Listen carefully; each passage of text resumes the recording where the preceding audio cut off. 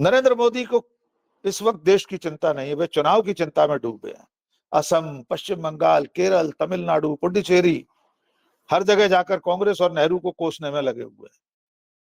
और तुर्रा प्रधानमंत्री को 12 दिन बाद ईरान के राष्ट्रपति से बात करना पड़ी। विदेश मंत्री 4 बार विदेश मंत्री ईरान से बात कर चुके हैं। नतीजा 0/सन्नाटा।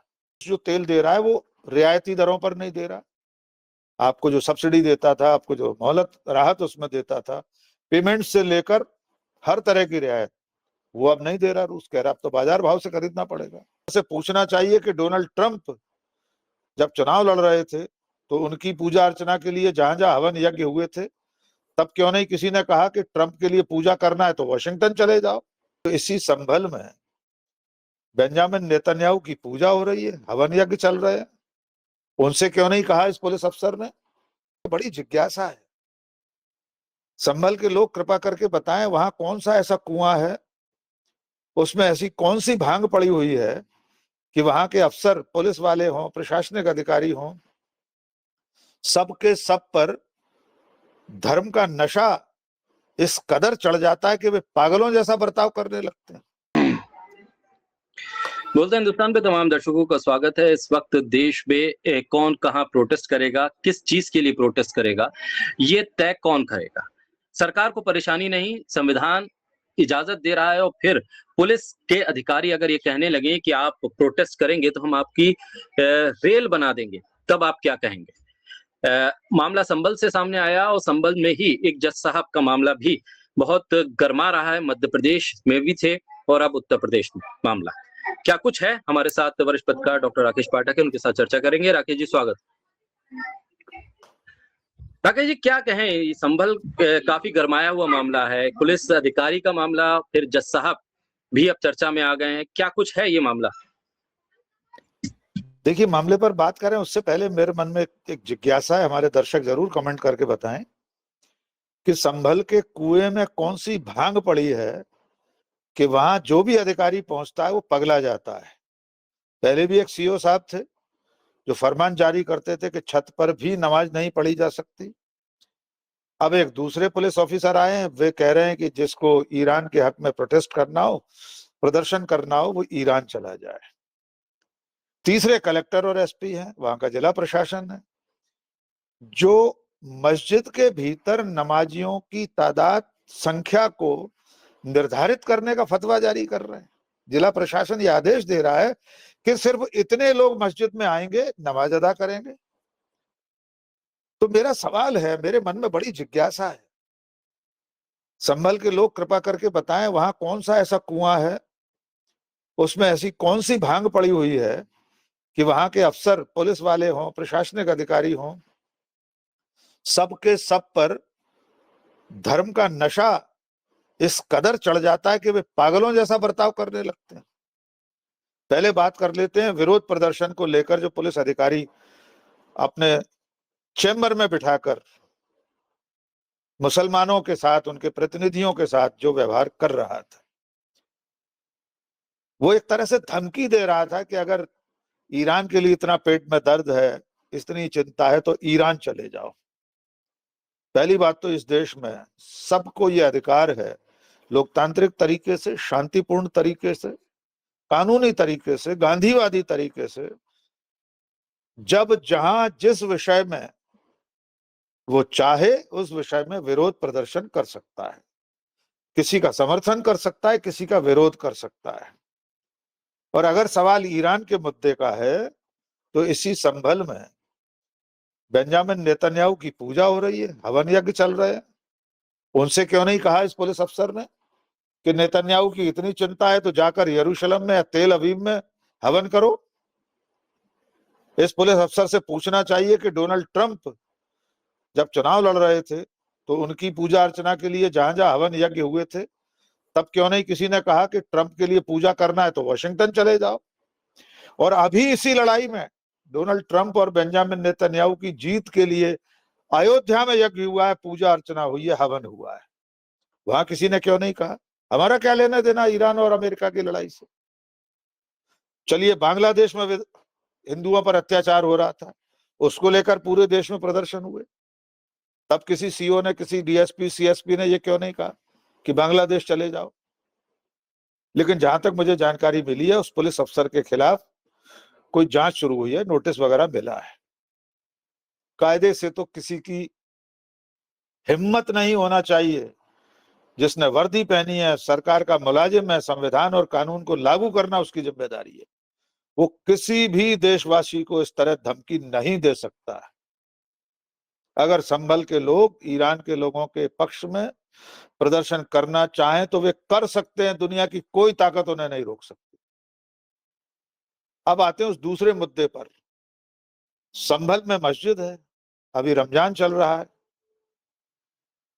वहां के जिला प्रशासन ने फरमान जारी कर दिया, आदेश निकाल दिया कि मस्जिद में नमाजियों की संख्या निर्धारित रखी जाए, सिर्फ इतने लोग ही आएंगे, इससे ज्यादा नहीं आएंगे। मामला अदालत में पहुंचा, हाई कोर्ट में पहुंचा। संयोग से, आपने ठीक याद दिलाया है, संयोग से इलाहाबाद हाई कोर्ट में इस वक्त जज हैं अतुल श्रीधरन। ये वही जज हैं जिन्होंने मध्य प्रदेश के मंत्री कुंवर विजय शाह द्वारा कर्नल सोफिया कुरैशी पर जो गंदे शब्दों का इस्तेमाल हुआ था, किया गया था, उस पर इन्होंने ही सुओ मोटो स्वप्रेरणा से मुकदमा दर्ज कराया था। ये वही अतुल श्रीधरन है। और आज मैं उन्हें सैल्यूट करना चाहता हूं आपके मंच के माध्यम से। उन्होंने साफ कहा है कि कानून व्यवस्था बनाए रखना आपकी जिम्मेदारी है, डीएम और एसपी की जिम्मेदारी है। आप संख्या निर्धारित नहीं कर सकते कि किस धार्मिक स्थल पर कितने लोग पूजा अर्चना करेंगे, और उसमें भी सिर्फ मस्जिद को लेकर। इससे पहले इस देश में किस मंदिर में संख्या निर्धारित की गई? बांके बिहारी के मंदिर में आज तक किसी एसडीएम ने, मथुरा के कलेक्टर ने कोई आदेश निकाला कि इससे ज्यादा लोग बांके बिहारी में अंदर नहीं जाएंगे? अयोध्या के राम मंदिर के लिए संख्या निर्धारित की गई है क्या? महाकाल में कोई संख्या निर्धारित है क्या कि शिवरात्रि पर सिर्फ इतने ही लोग अंदर जाएंगे? तो हिम्मत कैसे हुई एक कलेक्टर एसपी की इस तरह का आदेश निकालने की? हाई कोर्ट ने बिल्कुल ठीक कहा है, बहुत आगे बढ़कर उन्होंने कहा है कि अगर आप ये जिम्मेदारी नहीं निभा सकते, कानून व्यवस्था की स्थिति नहीं संभाल सकते, तो इस्तीफा देकर घर चले जाइए या ट्रांसफर ले लीजिए। इसी आदेश में एक और चीज शामिल है। उन्होंने कहा है कि निजी संपत्ति पर नमाज करने या कोई भी धार्मिक प्रक्रिया करने, पूजा अर्चना करने से किसी को रोका नहीं जा सकता, उसके लिए इजाजत लेने की जरूरत नहीं है। अभी इसी उत्तर प्रदेश में बरेली के कस्बे में एक घर की चार दीवारी के भीतर नमाज पढ़ रहे थे लोग, उसमें सबको पकड़कर थाने ले जाया गया था, हिरासत में ले लिया गया था। किसी की पर्सनल प्रॉपर्टी में अगर वो नमाज अदा करे, अखंड रामायण का पाठ करे, सत्यनारायण की कथा करे, गुरुवाणी शब्द गायन करे, आप कैसे रोक सकते हैं? तो आज के इस फैसले को पूरे देश के सामने नजीर के रूप में रखा जाना चाहिए।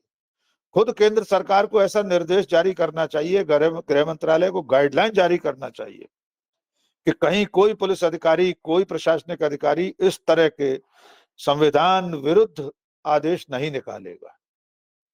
तो आज का ये सबक बहुत दिनों तक सबको याद रहना चाहिए और आइंदा सबको सीखना चाहिए इससे। कोई SP, collector, CO, SP, additional SP, किसी को यह अधिकार नहीं है कि धर्म के आधार पर इस तरह भेदभाव करे और ऐसे निर्देश जारी करे। जी शाकिर। राकेश जी, जो स्थिति बन रही है देश की राजनीति और उसके इर्द-गिर्द, अंतर्राष्ट्रीय पटल पे जो ईरान का एपिसोड चल रहा है, अमेरिका के जो हमले हैं, या अमेरिका और इज़राइल के जहाँ ठिकाने हैं वहाँ ईरान के जो हमले हैं, उस सब के बीच में तेल और गैस को लेकर चर्चा बहुत तेजी से। क्या नजर आ रहा है इस वक्त, आप किस तरफ ये तमाम चीजें जाती दिख रही हैं? सरकार कह रही है सब चीज नियंत्रण में है, लेकिन फिर भी कालाबाजारी जोरों पर है। देखिए, अंतर्राष्ट्रीय जो स्थितियां हैं वो बहुत ज्यादा चिंताजनक है। अगर ये लड़ाई और लंबी चली, जैसा कि आज उसमें और जोर आ गया है कि अमेरिका ने ईरान के कुर्ग द्वीप पर जो हमला किया है, खर्ग द्वीप पर, क्षमा कीजिए, खर्ग पर, उसको फारसी में खारक भी कहते हैं, खारत भी कहते हैं, उससे दुनिया का 90% तेल निर्यात होता है। ईरान की पूरी अर्थव्यवस्था का बहुत बड़ा हिस्सा इसी द्वीप के तेल के निर्यात से होता है। बहुत बड़ा हमला है और इसका जवाब ईरान किस तरह दे रहा है उसके नजारे भी देख लिए। सऊदी अरब में 5 रिफ्यूलिंग जहाज गिरा दिए गए। लड़ाई जितनी तेज होती जाएगी उससे ऊर्जा का संकट पूरी दुनिया में व्याप्त होगा। इसका खामियाजा भारत को भी भुगतना पड़ेगा। इसकी एक अहम वजह यह भी है कि हमने अपने एक परंपरागत मित्र रूस को खो दिया है। ट्रेड डील में जिस तरह शर्त थोपी गई कि रूस से तेल नहीं खरीदेंगे, हमने उसे मान लिया। उसके बाद विनती की अमेरिका से, चिरौरी की, गुहार लगाई कि हमको इजाजत दे दीजिए। 30 दिन की हमें इजाजत मिल गई। उसमें से कितने दिन बीत गए आप गिन लीजिए। तेल का संकट इतना ज्यादा है कि अब रूस जो तेल दे रहा है वो रियायती दरों पर नहीं दे रहा। आपको जो सब्सिडी देता था, आपको जो मोहलत राहत उसमें देता था, पेमेंट से लेकर हर तरह की रियायत, वो अब नहीं दे रहा रूस। कह रहा अब तो बाजार भाव से खरीदना पड़ेगा। हमारे तेल के टैंकर आज भी 22 से ज्यादा वहां हॉर्मुज जल संधि में फंसे हुए हैं।